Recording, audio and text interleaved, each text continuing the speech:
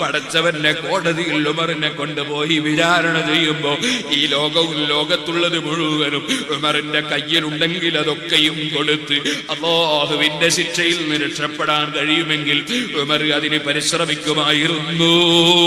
പക്ഷേ അല്ലാഹുവിന്റെ അടുക്കൽ ദുനിയാവ് കൊടുത്ത് രക്ഷപ്പെടാൻ കഴിയുന്ന ലോകമല്ലല്ലോ.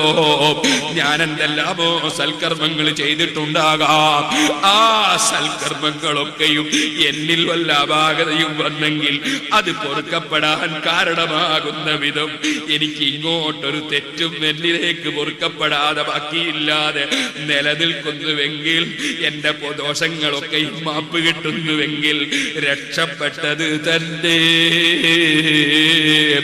ഓ സുന്നത്ത് ജമാഅത്തിന്റെ പ്രവർത്തകരെ, സംഘടനാ പ്രവർത്തകരെ, നമ്മൾ എത്ര തന്നെ അധ്വാനിച്ചാലും ശരി,